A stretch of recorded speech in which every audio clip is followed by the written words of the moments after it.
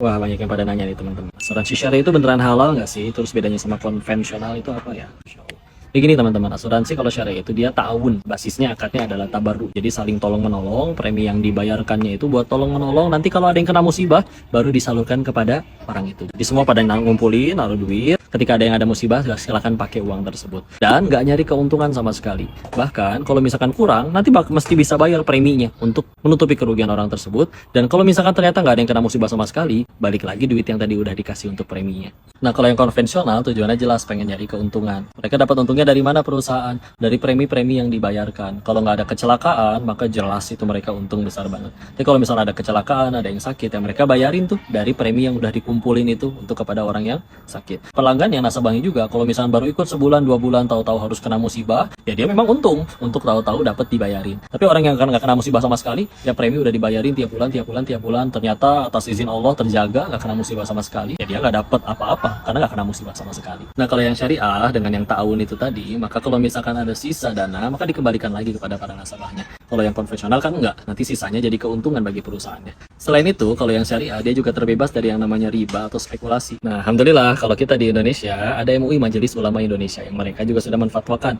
Nomor fatwanya fatwa nomor 21 garis miring DSN strip MUI garis miring 10 garis miring 20002.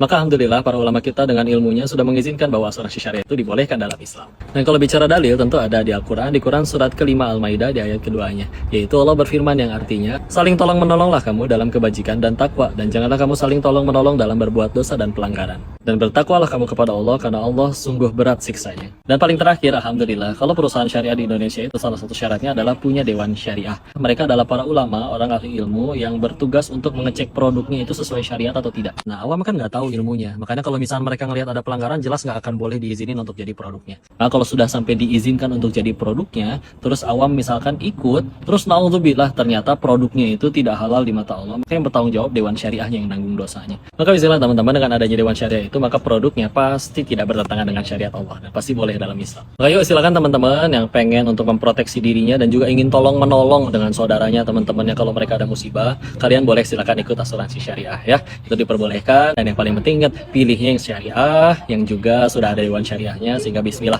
kita terjaga ketaatannya kepada syariat. Barakallahu fikum, semoga bermanfaat. Assalamualaikum warahmatullahi wabarakatuh.